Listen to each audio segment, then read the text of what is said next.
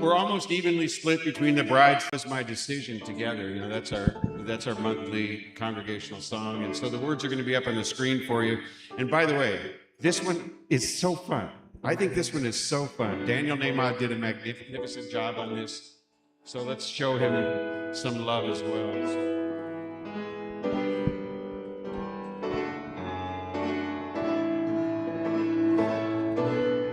Love is my decision.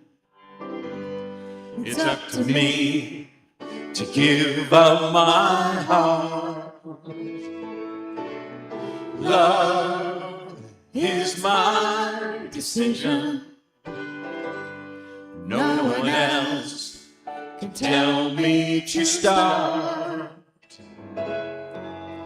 Once I decide to change my mind, God will show me how. Love is my decision. My decision right here and now. Love is my decision. It's up to me to stand on that bridge. Love is my decision. No one else can make me forgive. And once I decide to change my mind, God will show me how. Love is my decision. My decision right here and now. Let's do it.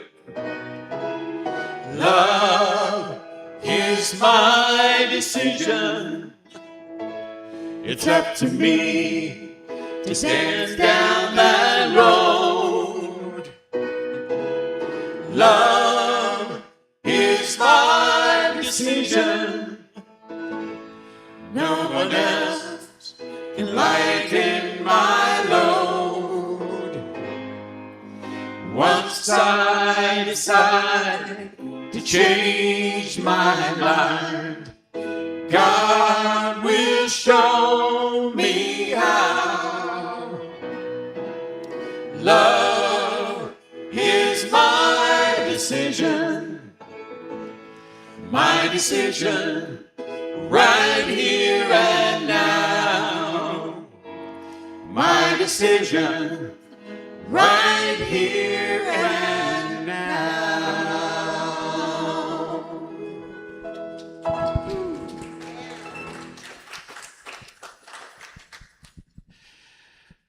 So I'm Reverend Greg Dorst, and if you're new here or if it's been a little while, welcome back, welcome for the first time. You have made it to Unity of Pasadena. I mean, you're sitting right inside the terrarium. Isn't that beautiful? You get to see all the life behind me, but it's in front of you. And we have birds back there that are nesting in some of the plants, and just beautiful this time of year as well. The sun, shining and glimmering off the water on the leaves. So it's a beautiful place to be. I absolutely love Sundays, and I love Unity of Pasadena. I'm glad you're here to share it with us. So now that we've made this decision, love, we got to do it now, you can make the decision and just live without doing it and get no benefit from it. But now we got to do it.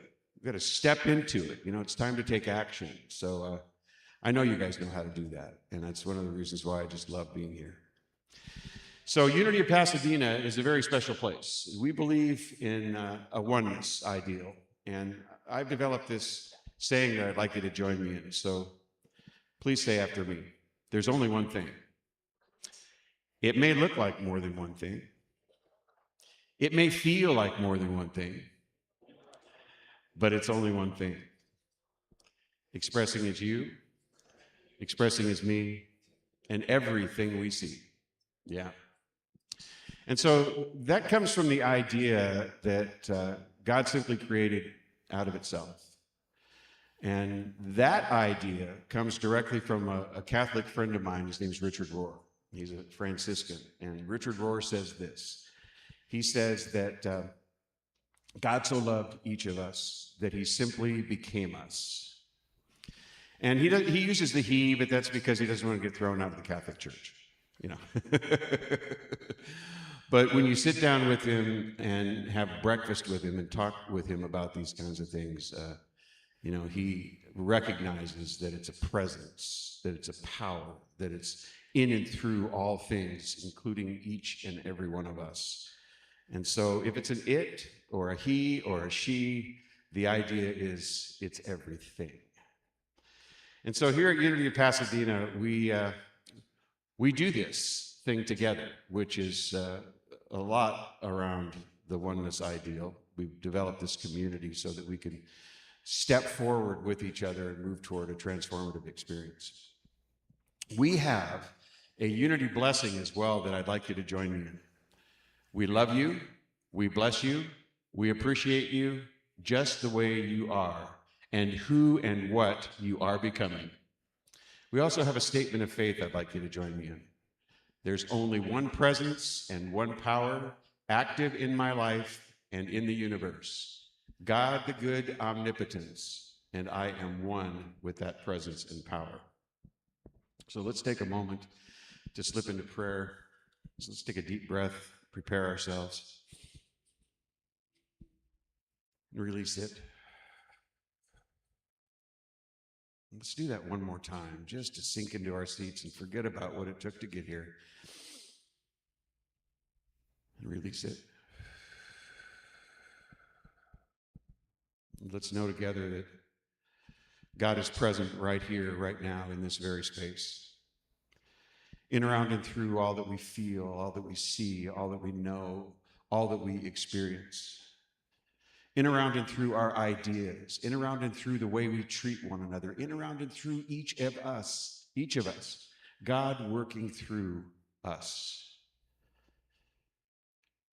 So I know that this day is absolutely perfect, that it's unfolding beautifully, and how could it not, with all the volunteers and the people who love Unity of Pasadena spending time here making certain that it opens up and unfolds in a magnificent way. We have this board of trustees that is absolutely wonderful. They make sure that the lights are on and the doors are open and everything that's necessary for the experience that you're going to have today happens. We're so grateful for our musicians. Our musicians bring this beautiful spiritual bent to whatever we do. It's a magnificent, enlightening accompaniment to the message that we bring. We're so happy that we have volunteers here at this space that do the PowerPoint and the sound, that do the greeting as you walk in. Somebody said hello to you, and there are people that absolutely care about this very space, and they're all volunteers. We're so thankful for them. We're so thankful for those who bring food. And we're thankful for each and every one of you. We also have practitioners, which are prayer chaplains. And they know prayer very, very well. And these prayer chaplains are available for prayer anytime you need them. And they hold the light while we're in service, and they hold the light whenever they are in this very space. In fact, I know that they are holding the light for you even when they're at home in their jammies. We're grateful for all of this, absolutely grateful for it. We know it's done as we release it into the law of mind. Please join me by saying, and so it is. Amen. All right. Well, let's see now. For those of you who don't know, this little basket here contains questions, and people throw them in all week long or not. And some of them try and get my attention. They'll write things on them. They'll put them on pieces of paper with glitter and stuff like that because I'm just that shallow, you know. I mean, I go for the really nicely adorned question. But I see one right now that's just begging me to open it up. Let's see. It has something on the front of it, which is great. It says, question on transformation. Wow. Sounds big. I may have to ask one of you guys to answer this. So this was originally called the 3-minute question, but I think that it won't take me 3 minutes to read it. So we'll call it the 3-minute answer. Hopefully it'll be 3 minutes or less. We'll see. Joseph Campbell, the writer and mythologist, in his book, The Hero with 1,000 Faces, wrote, "We must be willing to let go of the life we planned so as to have the life that is waiting for us." What's your opinion on this quote? We must be willing to let go of the life we planned so as to have the life that is waiting for us. Well, you guys know how I feel about having an open mind around, what comes our way, what's attracted toward us, what it is that we allow in our lives.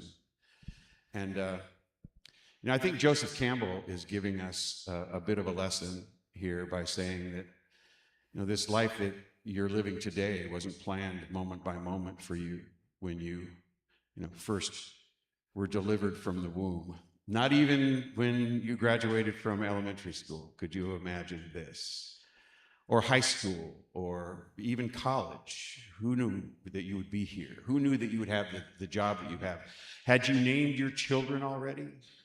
Did you know what you were going to be doing for the rest of your life, for a profession or for work? Did you know? No, you absolutely did not. And interestingly enough, you probably found yourself in a space like this because that is doing what you're doing and hopefully enjoying it very, very much. Because some little thing happened that you couldn't plan. You met somebody, or you were invited to do a job, or you decided one day to go to school to become a whatever, and you did that. It might not have been a lifelong plan, but if it had been, you wouldn't have allowed any of those things to enter your consciousness except for what it is that you wanted. Oh, all I ever wanted to be was a professional baseball player. Well, that would have been a horrible choice if I couldn't come off of that. This wasn't going to happen, isn't going to happen, not even now, with all my experience. But Joseph Campbell was telling us that we have to be open for what comes, and we get a chance to do with some of these surprise elements in our lives what he talked about in some of his stories. And by the way, I'm a fan of Joseph Campbell. I'm a real fan of his stuff, and A Hero of 1,000 Faces is really cool. It's a great book, and it has some great lessons for us. But I really, really love the lessons around King Arthur and the Round Table and the Knights.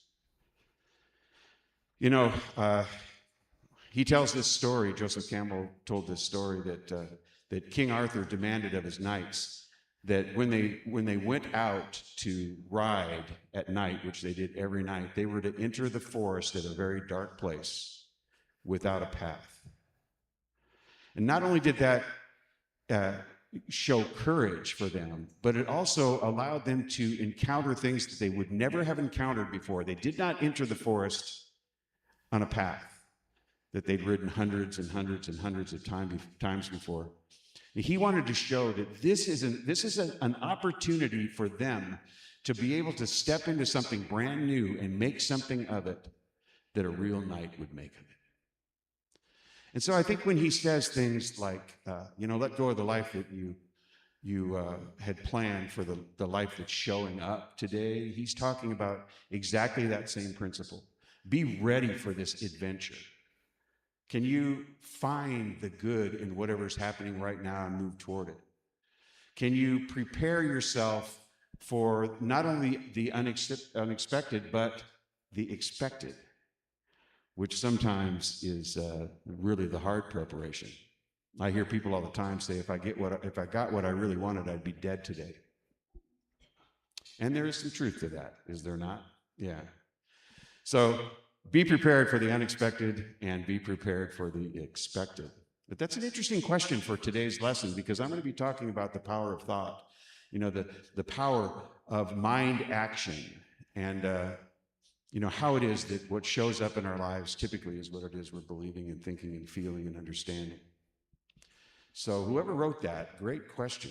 And by the way, if you're going to write questions of some of the literature of Joseph Campbell, do it. I love Joseph Campbell. All right, you guys. So I don't know. I think I went over 4 minutes today. I really do. What did I do? 4 minutes and 6 seconds? Well, we have more than one lawyer in this building today, so strike the last 1 minute and 6 seconds, please. Yeah, it's yeah. And if you're there, Audrey, yep, you would have said the same thing, right? Right. Yeah. All right, so we're going to sing a song, aren't we? What do you say we do it?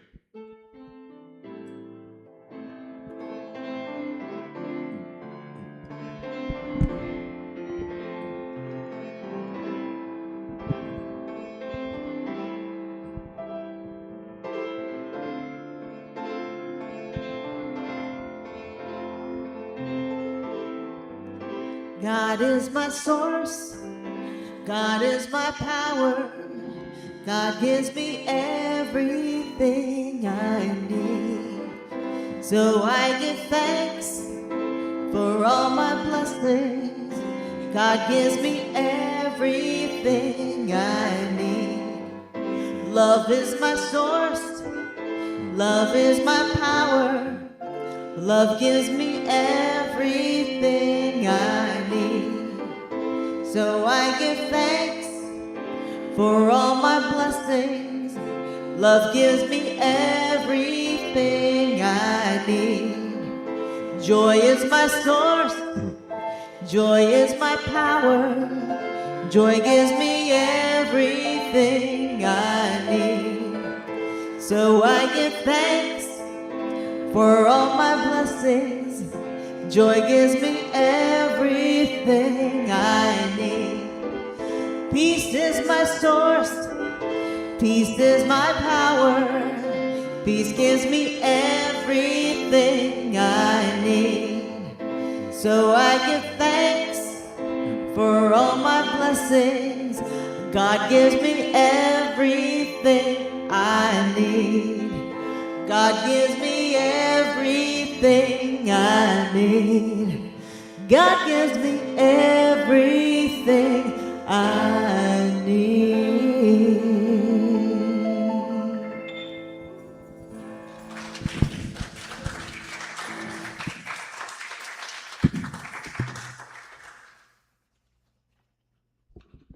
Good morning, everyone. Good morning. How are you today? Fabulous, right? We love Sunday. Yep, I like it, Steve. Okay, great. You know, it's always interesting when I get to do Daily Word, how it's so appropriate for me at the moment. I have been dealing with incredible fraud since March. Exhausting, right? And I mean, it has really hit home. So what can I say? But today's daily word is prosperity. Isn't that great? A great reminder for me to remember that prosperity comes in many ways. And I am grateful for my prosperity, even at this time. I am prosperous in all ways. To be prosperous may include financial wealth and possessions, but it is so much more. It includes spiritual wealth and health, as well as joy and satisfaction. Today, I focus on the ways in which I am prosperous, and I realize the many ways I am blessed. I experience prosperity through my material comforts, but I also feel prosperous through the amazing functioning of my physical body and my active mind. I am prosperous through the spiritual bond I have with God and the deep peace it gives me. I am grateful for my prosperity in its many manifestations. I give thanks. I am thoroughly blessed and prospered in my mind, body, and soul. Then you shall see and be radiant. Your heart shall thrill and rejoice, because the abundance of the sea shall be brought to you. The wealth of the nations shall come to you. Isaiah 6:5.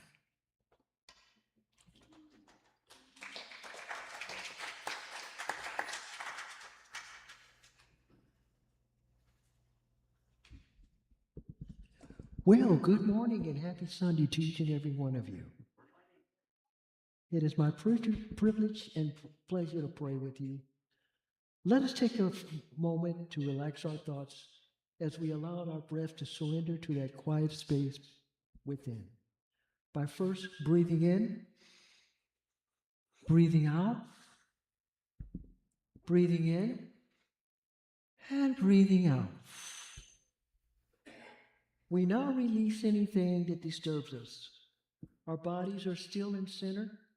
We expand our awareness to the earth, sea, and sky, filling our oneness with all that is.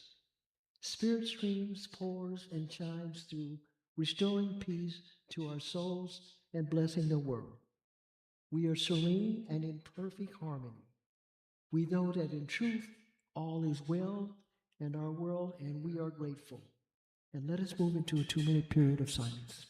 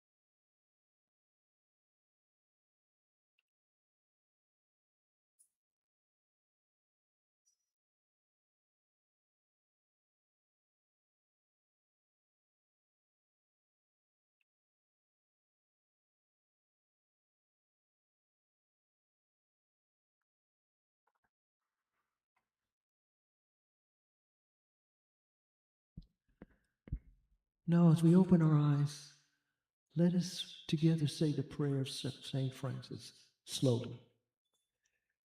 God, make me an instrument of your peace. Where there is hatred, let me sow love. Where there is injury, pardon. Where there is doubt, faith. Where there is despair, hope. Where there is darkness, light. Where there is sadness, joy. O divine presence, grant that I may not so much seek to be consoled as to console, to be understood as to understand, to be loved as to love.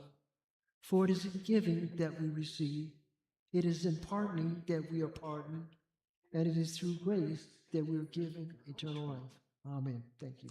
God bless each and every one of you. May you have a blessed day. Thank you.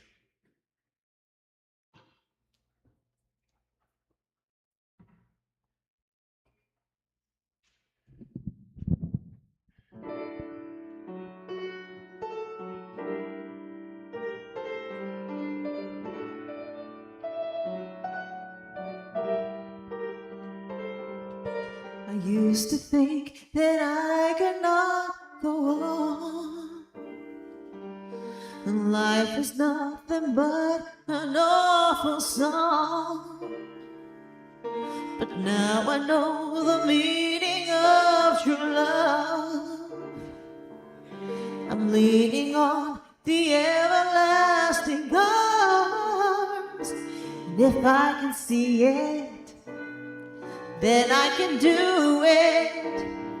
If I just believe it, there's nothing to it. I believe I can fly. I believe I can touch the sky. Think about it every night and day. Spread my wings and fly away. I believe I can soar. See me running through that open door. I believe I can fly. I believe I can fly. I believe I can fly.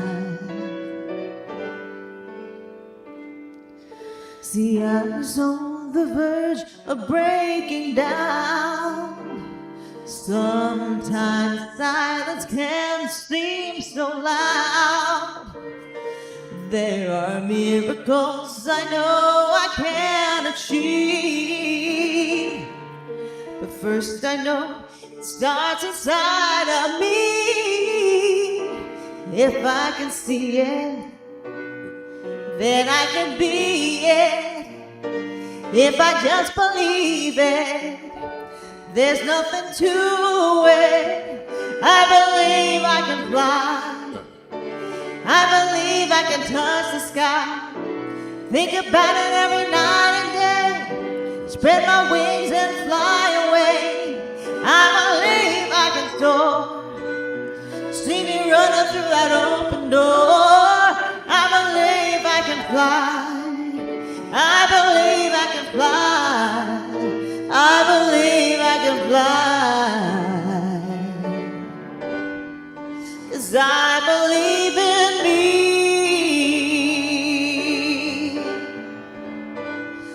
If I can see it, then I can be it. If I just believe it, there's nothing to it. I believe I can fly. I believe I can touch the sky. Think about it every night and day. Spread my wings and fly away. I believe I can soar. See me running through that open door. I believe I can fly. I believe I can fly. If I just believe it, I believe I can fly. I believe I can fly.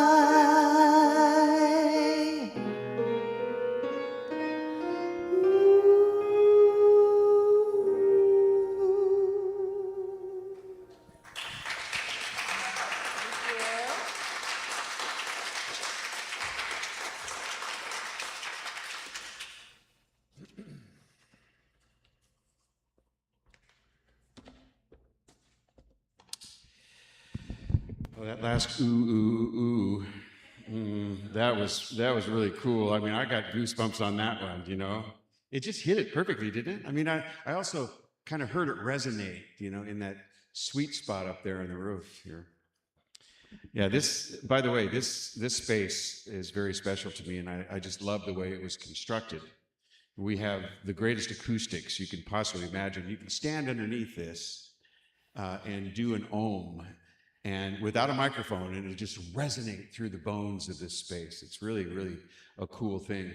And the other thing that's really cool is I can hear you whispering in the back of the room, you know. I can hear everything you're saying because the acoustics are so good here. So yeah, it's beautiful. And yeah, I believe I can fly. And when I said that to somebody, they said, maybe you need a treatment center. You know, but you know, some people take these things literally, and we know that once we've heard this song and understood the lyrics, that we're looking at it as a metaphor, you know. And metaphorically, of course, that's a beautiful thing. You know, you can fly. Not only can we, you know, take off and do something different, we can become something that we never thought we could become. We can see life unfold for us in ways that we never believed that it could possibly unfold for us. You know, this is really in tune. That song's really in tune with that Joseph Campbell question. You know, that, you know, this whole opportunity thing around life is just beautiful. And we say it in so many different ways. And in this song, we're talking about, you know, flying as a metaphor for what it is that we do when we soar in life, when we have this great, grand relationship. We, you know, have developed this amazing ability to deal with all of the things that we call existential, that allow us to exist, and not just exist, but exist in the most beautiful and wonderful way possible.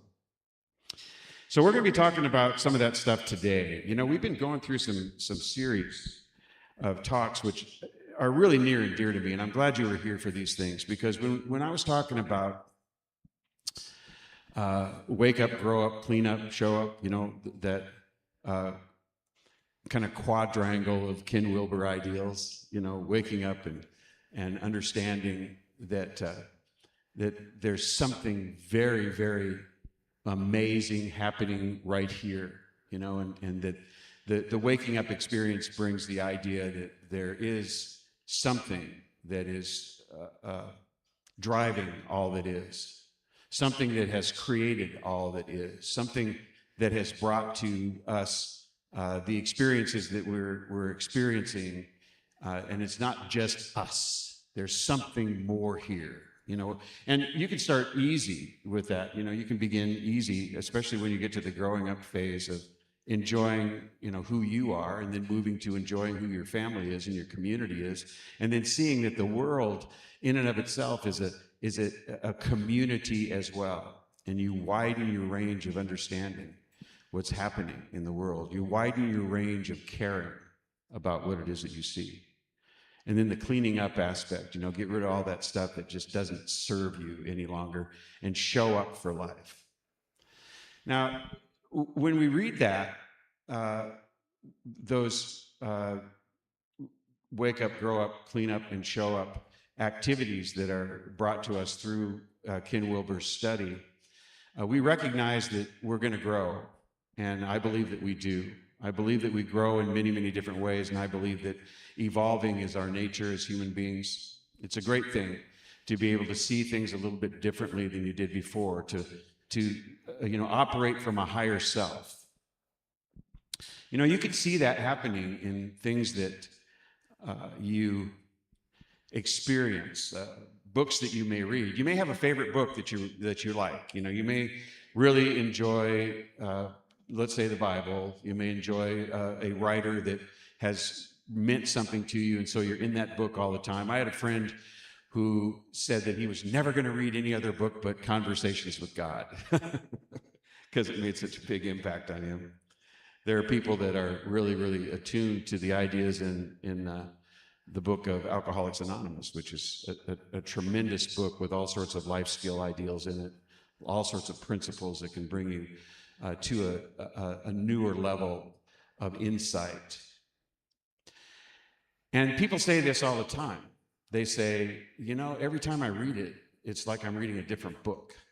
I see and understand brand new things in there. This wasn't in there last time I read it, Whatever book it is you like, you probably had that experience where you read it a second time or a third time or a fourth time, and you go, wow, how come I didn't understand that before? Why didn't I see that before? Why didn't I know when I read it the first time? Well, you were not in that place where you could connect and understand with it. You've grown. You don't stand in the same river twice. It's not about standing in a river, by the way. That's that when you experience things, your perception of things shifts. The lens through which you're seeing the world changes. Your worldview changes. What you see changes. You're growing, and it's a good thing. So I thought I would do that basis, that Ken Wilber basis for understanding wholeness, and then move into the principles of unity, the 5 principles of unity, so we could see them from a higher level. We could get into them in a deeper way. If you have your program in front of you, you'll see the first 2 talks that were on principle 1 and 2. And those principles are great. Essentially what they're about is that, there is a power that's ever present everywhere. It operates as a principle. And if it operates as a principle, that means that it is, mathematically speaking, in its fullness everywhere. Meaning, well, let's talk about math. Meaning that all of mathematics is right between my fingers right now, and they're pressed as tightly as I can press them. It's all right there. It's everywhere present. These principles that we know as mathematics are everywhere present. You don't have to wait to use them until somebody else is finished with them, you know? I mean, it's there everywhere in its fullness. Everybody has an opportunity to do geometry, and I know you love it, you know, no matter where you are, no matter how old you are, you have that opportunity because it's a principle. It's here, everywhere present. And this is the same idea behind this principle of God, Spirit. And so that talk was about Spirit, this power being everywhere present, everywhere. And then we took it just a little bit further and said, well, if it's everywhere present, it's also inside of you. And it's operating as you. And it's the power behind what it is that you know and feel and understand. You know, and you can use that power too. You can use that power. And how do you use that power? Well, that's what the third principle is about. The third principle is about mind action. It's about, you know, utilizing your thoughts and your feelings and your experiences to bring about what it is that you would like to see in life. Just about every metaphysician that has ever walked the planet has talked about this in some way, shape, or form. And there are some cranks out there that'll talk about, you know, be careful what word you use because it'll show up in your life. And everything that you say and think can show up in your body as disease, and it's all your fault for thinking that. And all that is crap, by the way. Do not blame yourself for those things that can happen in life that are not to be blamed on you. I mean, thinking can have a dramatic effect on your life. But, you know, to think that it was responsible for the loss of a family member, you know, in an accident or in some sort of health way. And what, you know, some people look at it and go, how did that person bring that about? You know, it must have been the way they were thinking. That is a manner of understanding this metaphysical principle, which is incorrect. You know, there are some things that happen in our lives that are clearly as a result of the way we have dealt with life, the way we have learned to think, the way we have, you know, responded to life itself. Clearly, we see those things in our lives. You know, I was just talking about it earlier. You know, look where you are. You know, you can trace it back to some thought, some experience that you had, some feeling that you had that this was the right way to go or this was the right thing to do. You know, if you're you know, working in a company and all of a sudden you say, well, listen, I need to strike out and open my own up. You know, the thought, a feeling, an idea, your imagination was placed in use and you built a structure that you stepped into. And when I say structure, I'm not talking about a brick and mortar structure. I'm talking about what we would call in certain elements of metaphysics some sort of a mental image, which is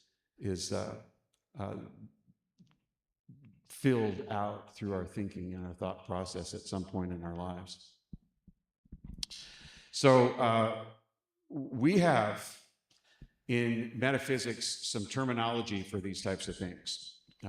The one that I just described is called a mental equivalent, meaning you build in your mind a thought which contains what you see for yourself. And you hold that in mind, and some mind action takes place. And we have a saying in unity, do we not, that is what you hold in, let's see, what does it say? In unity, thoughts held in mind produce after their kind. That's a very old saying in unity. Thoughts held in mind produce after their kind. You know, that's the same idea in religious science, which is a kissing cousin of unity, that we create according to the tendency of our thought. But our thoughts are creative. The whole idea behind that is our thoughts are creative.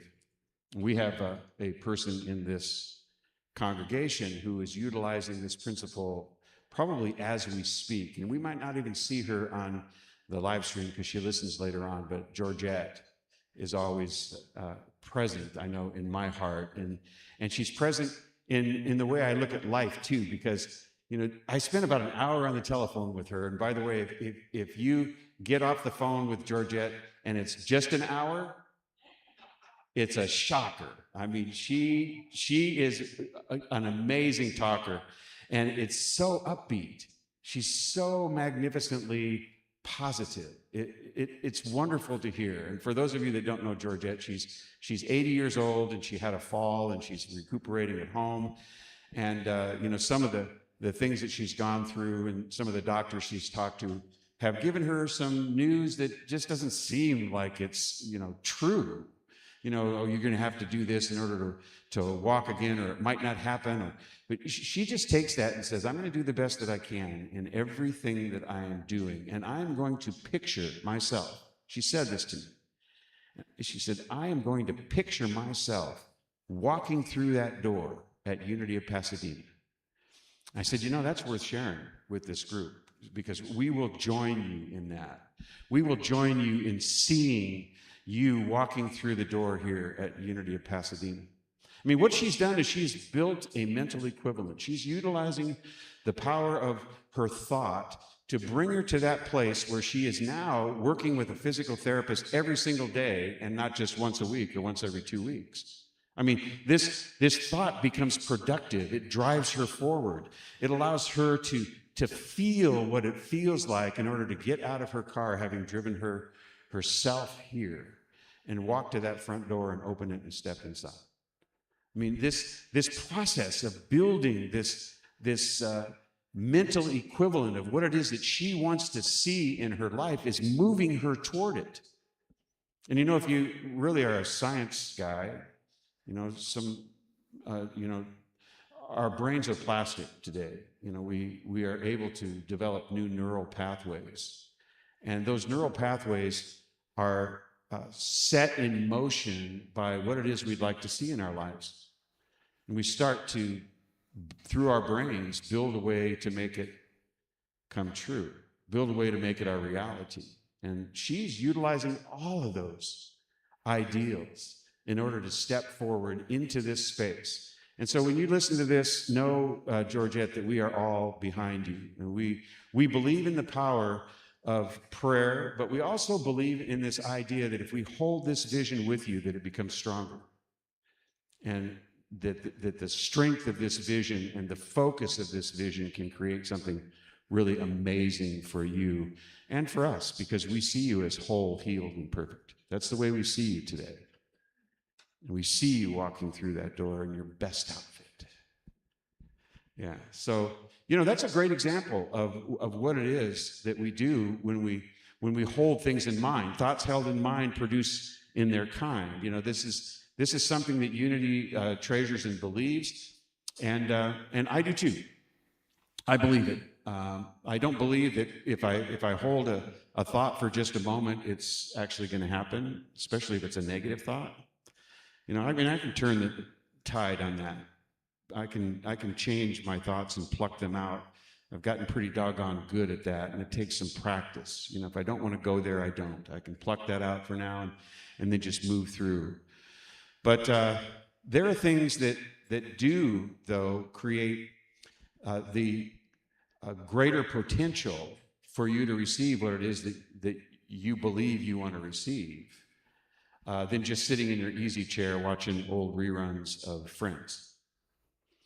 And there are practices that you can engage in that will bring about some of the things that you would like to see. How many of you have ever held something in mind and for so long and with such power and with such faith and fervor that you found it showing up in your life? Yeah, I think just about everybody has. I mean, that's something that we know drives us toward that result, that drives us toward what it is that we want to see in our lives. It's an important concept to understand. There's a woman by the name of Ellen Davenport that wrote a book called The Five Principles, and she is alive.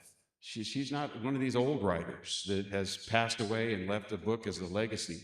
And what I like about Ellen Davenport's work is that she tries to take, and does a good job of it, these principles that have been expressed through the Fillmores as the founders of Unity, through Ernest Holmes as the founder of religious science, and other people like Emmett Fox, who have really made great contributions to these ideas that there's tremendous power in your thought.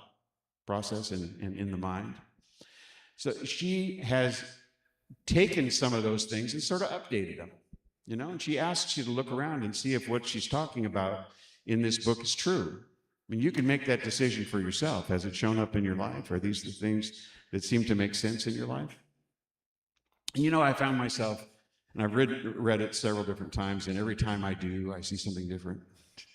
I found myself nodding in agreement with her when I read these books. I can use some of the greats of the past in order to help me to hone in on things that make sense in today's world. For me, nothing is sadder than relying on literature that is, let's say, ancient and fundamental to certain religious traditions. Doesn't matter which religious tradition, but looking at it and not reading it in such a way that I can apply it to my life today. I just find that to be wasted literature. I have to find a way to apply it to my life today. Does that make sense?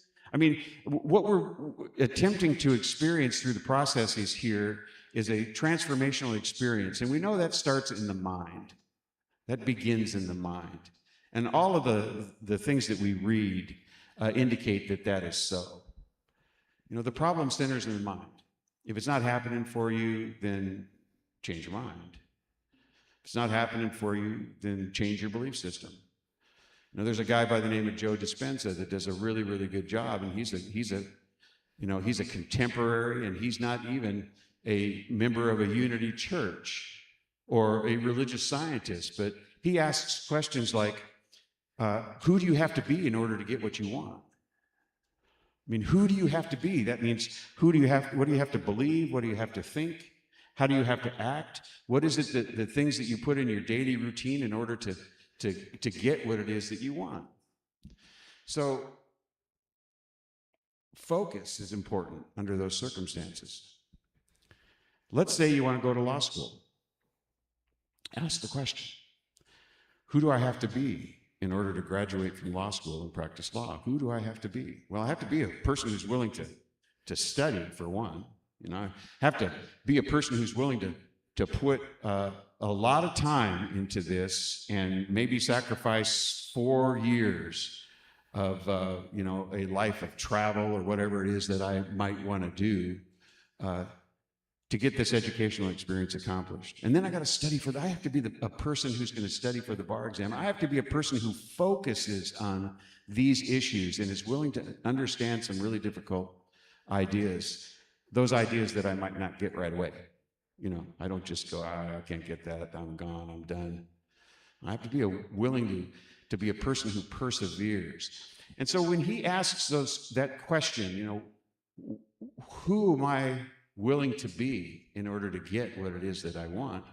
He's talking about concentrated, focused thought around what it is that I want to see show up in my life.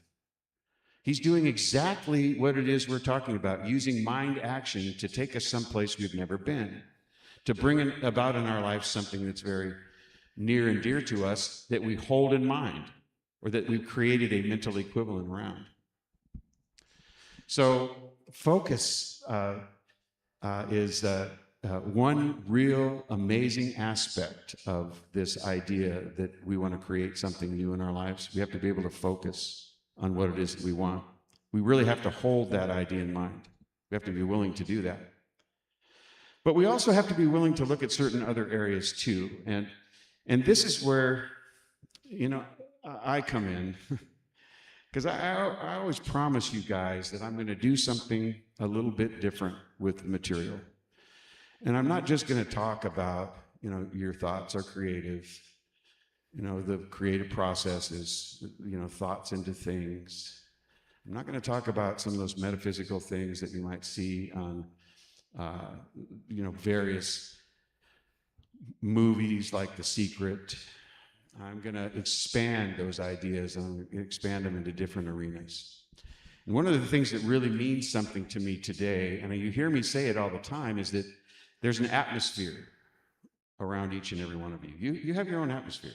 Felice, you have an atmosphere. I mean, I don't have to know what you're thinking right now to recognize that there is an atmosphere of your thought around you. I mean, I can tell that you're interested in music. For crying out loud, it didn't just happen overnight.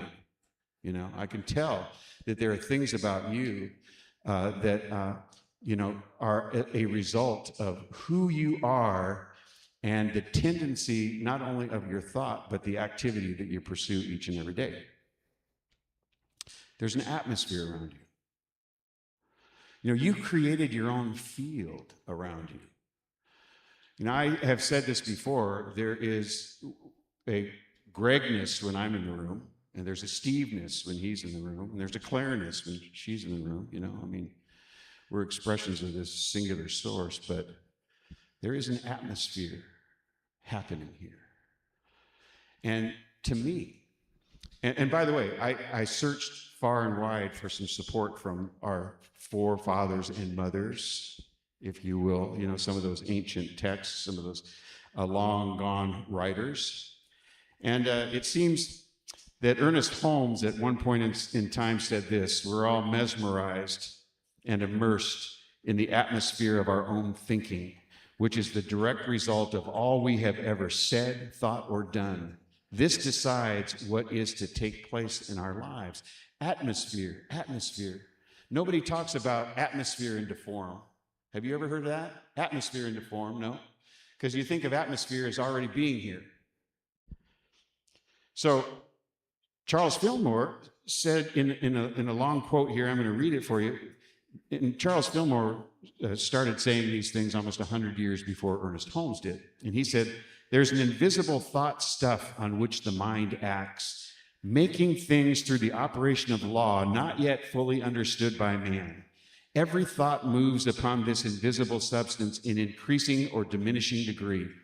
When we praise the richness and fullness of God, this tough stuff is tremendously increased in our mental atmosphere.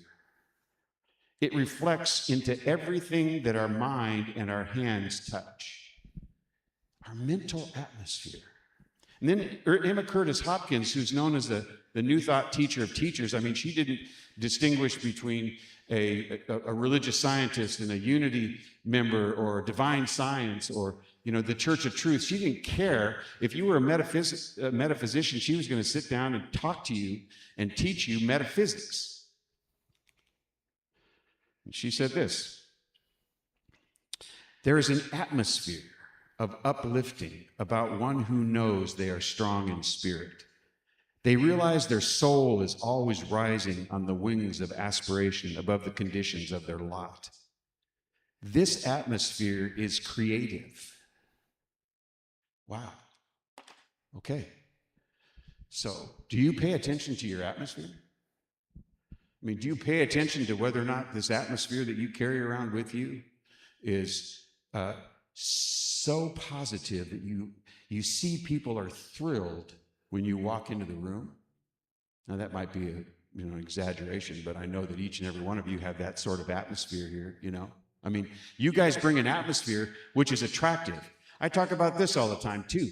You are magnetic. You will attract to you what it is you are. That atmosphere of yours is also a field, a magnetic field that draws people into your sphere. It's creative. Is it more creative than just one word I'm going to use up here today? Doggone right it is. This atmosphere is something you've been working on for a long period of time. This field has been following you around and been with you since you were born, being shaped by who you've become, who you've hung around, who your parents were, what school you went to, what beliefs, what churches you went to, what ball teams you played on, who you knew. And this atmosphere, by the way, is much, much more likely to get you the job you want or the things that you want to show up in your life than a word.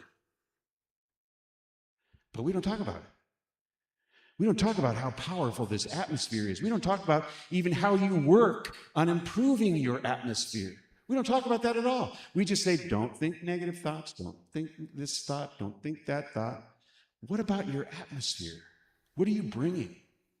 Are you bringing kindness? Are you bringing love? Are you a compassionate soul? Are you a listener? Do you care about people? I love songs like My Religion is Kindness. Isn't that cool? It could be a religion. But I'll tell you what, kindness is an atmosphere. You know, if you run into, in any way, shape, or form, Norma in this space, you know kindness. You feel the atmosphere of kindness. You know it. I mean, it just exudes from her and many others in here. That atmosphere is creative, and it will get you what you want. A whole lot more than a story told to somebody you want a job from. How do I know these things? I used to sit in the office of a large nonprofit corporation and hire people. And believe me, the atmosphere and the field that created were absolutely the most important things going on here. I really like that person. I believe that person will be wonderful at interacting with the types of clients we have, with the types of participants in our program. I believe that this person will be a bonus to have around. Bring an atmosphere of goodness and love. People will not fail to see who we are through her. Wow. So we talk about this thinking and the words that we use and all that kind of stuff. And I'm here to say this secondary level that we keep our eye on, we keep our heart on, that we absolutely bring forward when we can and in a way that we can, is what's your atmosphere? Step back. You know, look at what's been going on. Do your own inventory. See how your relationships are. What's your atmosphere? What field are you walking around in? Beyond ideas, right doing and wrong doing, there's a field. I'll meet you there. I'll meet you in that field. And you will know who I am. Yeah, this is the stuff that I love about metaphysics, about unity. Unity doesn't mind if I take it one step further. Unity doesn't mind if I bring another method that will help to move to the next level, to have you become your greater yet to be. Unity doesn't mind. Unity says, bring it on. And there are a lot of other traditions out there that might say, it sounds like blasphemy to me. But unity lets us do that because we're here to serve each other. You know, last week I said something that's really important. I said something that really, really is so tied to this, that the highest level of humanity is participation. Now, that's a wild one, isn't it? Participation. Most people would say, it's love, it's compassion. It's participation. It's that overall recognition that this is a we thing. It's a we thing. And you know what? That's an atmosphere. That's creative. So you guys know that when I say the God in me recognizes the God in you, I use the word namaste. Let's do that. The God in me recognizes the God in you. Namaste. And so it is. Amen. Whoo! Boy, I got all worked up. Dude. We're going to have a song in a moment, and I know that song is going to just augment this beautifully. But before we do that, we have Care. Care on basket today. On basket. So she is an accomplished usheress. Usheress? Anyway, she's skilled at ushering. That's because she watches. She watches. She sees what everybody's doing in that way. You know, I think I'll try it this. I'm going to hold the basket a little bit differently. I'm going to bring this list and hand it to Greg, and I'm going to fold it in half so that it looks like he's doing something when he unfolds it. You know, here we go. These are the people who are here online. And you might have thought, why do we have this online thing? This is the reason why. Please welcome Audrey, you guys. Audrey, it's so nice to know you're here. And we have Basha. Hey, Basha, is she in New Jersey right now? No, but she's headed to New Jersey, right? No, she's not going to New Jersey. She's not going to Poland. Basha, we can hardly wait to see you again. Colleen, do you know where Colleen is? Colleen's in Illinois. Yes, Colleen, we miss you. We have Mike in Valencia.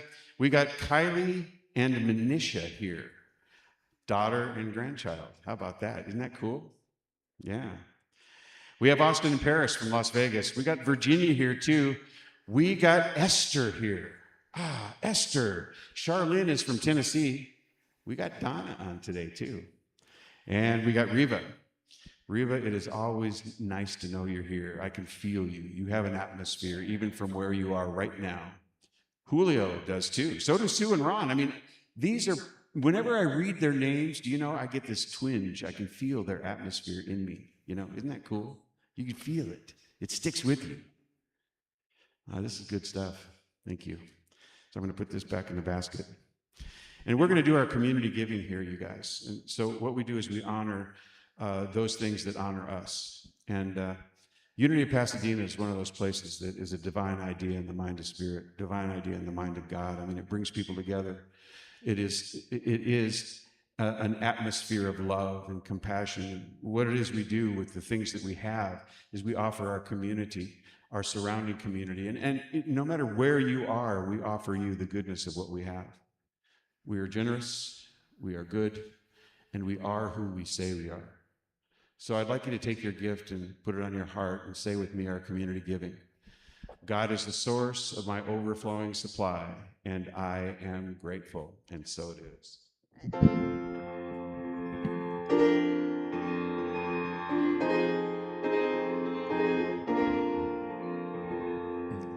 There ain't a dream that don't have a chance to come true now.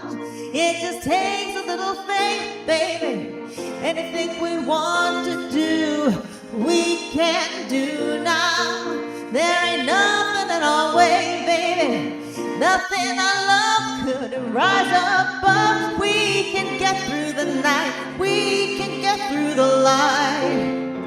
Long as we got love to light the way. Yeah, yeah, yeah, yeah, yeah. With a little faith, just a little trust. If you believe in love, love can move mountains. Believe in your heart, feel it in your soul. Love, love can move mountains.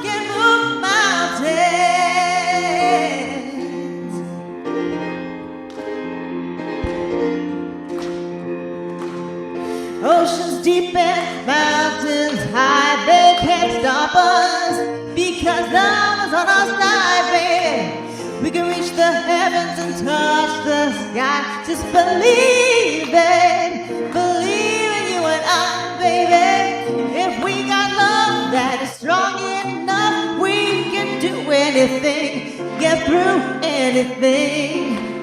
'Cause through it all, I will always find a way. Yeah, yeah, yeah, yeah, yeah. With a little faith, just a little trust. If you believe in love, love can move mountains. Believe in your heart, feel it in your soul.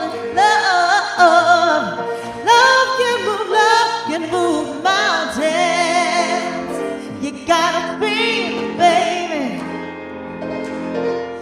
the little trust.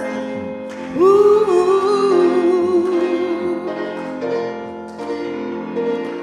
If we got love that is strong enough, we can do anything, see through anything. Through it all, love will always find a way.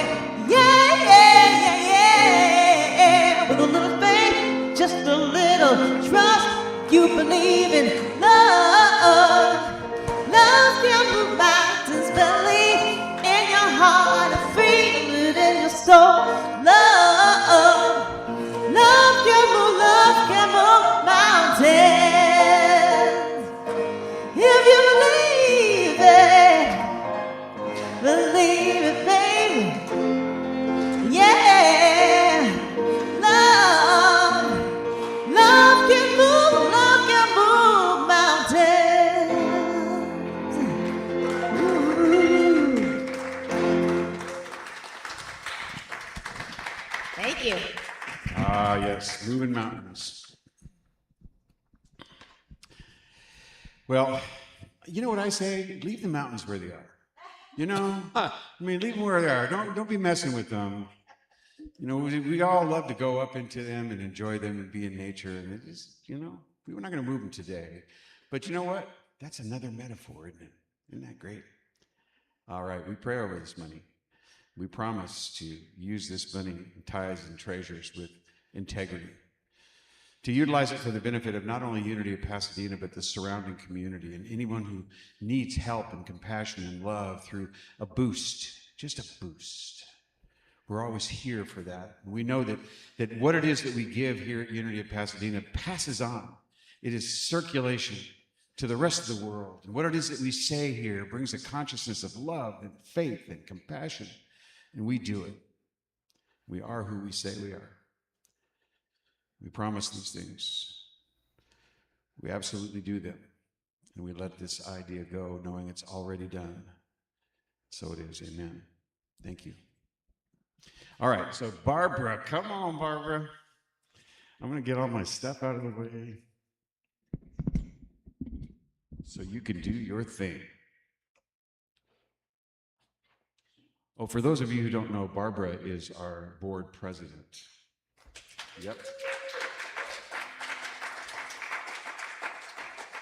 But she also brings an atmosphere of tremendous ability and love.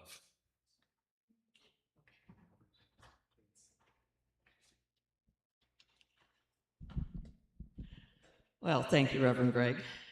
And thank you, Mitch and Felice, for beautiful music. And the message for today, very uplifting. The thoughts we hold in mind do create of their own kind. And we have a vision and a mission here. The vision is the same as Unity Worldwide, so many people held these thoughts in mind. So let's affirm our vision together. Envisioning a world powerfully transformed through the growing movement of shared spiritual awakening. So not only do we pursue our own awakening, but we do it as a community. And then those thoughts in the vision turn into action in a mission. So let's affirm that. Transforming lives by living and sharing our inner truth of divine wisdom, compassion, and love, using practical spiritual principles. And these lead to our core values, which are creating community, living love, teaching truth, and serving spirit. And serving us in our hospitality following this service today, we have Team 3, who have set up a wonderful table for us. What?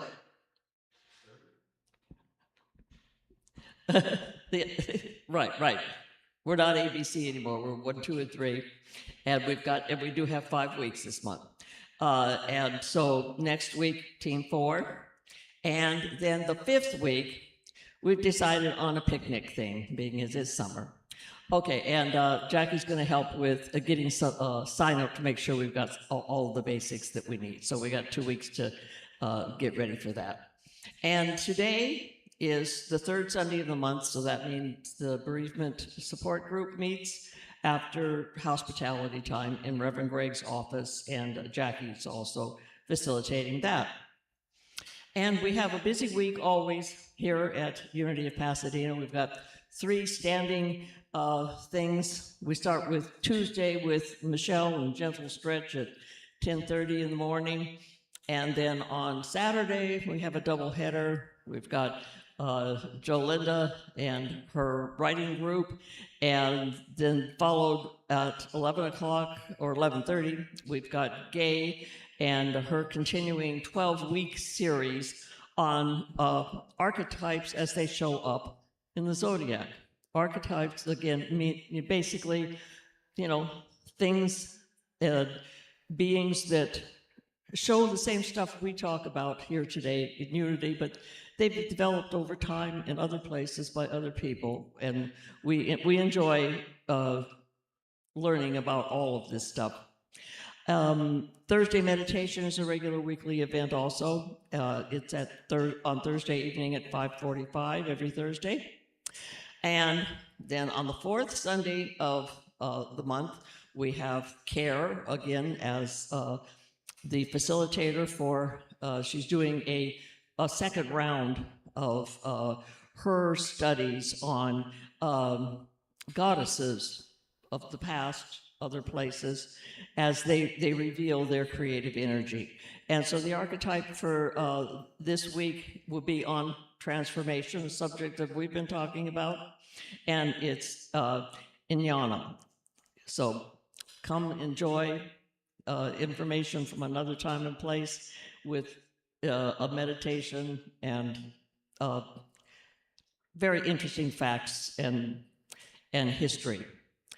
Then on the fifth Sunday, not only are we going to picnic, but we are going to have Reverend Greg again share his latest version of Unity, a Way of Life. So everyone is welcome to come for a review, an update, curiosity, or as a prerequisite for membership. There's no fee for the class, just love offerings. And we do have a sign-up sheet, however, now on the table in the fellowship hall, so we know how many handouts and so forth to prepare. And also going on the fifth Sunday, at the same time, but not interfering, in Greg's office, while he's out in the fellowship hall doing that class, there'll be 30-minute sessions with Basha and Pinocchio, the Sonic sisters, with their beloved sound baths. So Jackie's also taking, the scheduled sign-up for those. So that's all I've got for this week, so I'm going to turn it back over to Reverend Greg for closing. Oh, wait, hold it. Larry, remember last month, Larry gave us a handout that, where he does Friday night. Do you want to tell him briefly about it and give him an invite?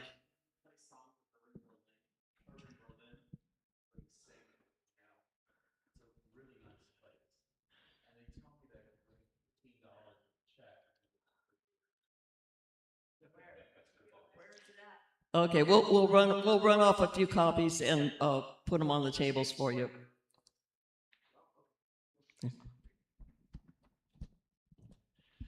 Thank you, Barbara.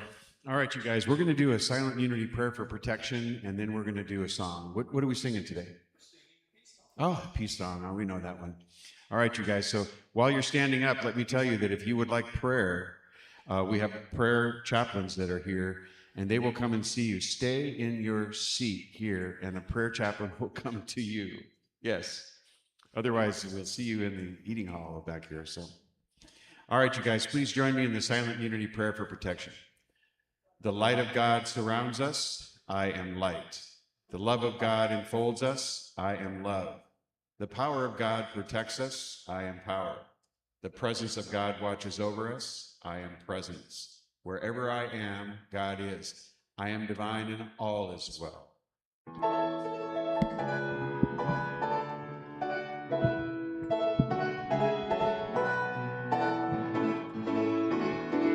Let there be peace on earth, and let it begin with me. Let there be peace on earth, the peace that was meant to be.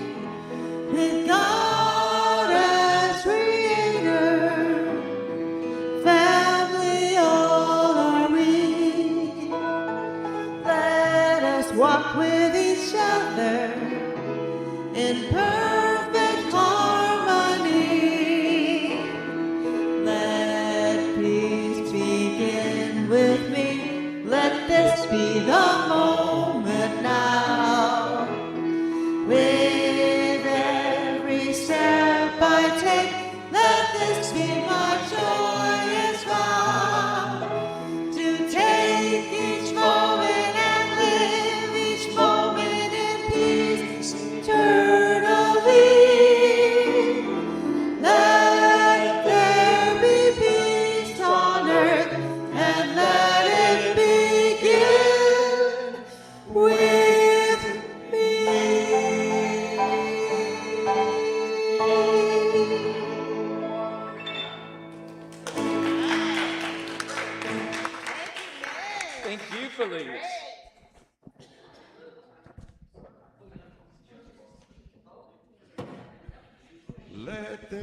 be sooner. And let it begin with me. Thank you, guys. Thank you. I love the atmosphere. Oh, it's creative. It is a new concept, and you know, it draws in so much more of us than just your thoughts, just the words that we're saying. So much more of us. The depth of who we are creates our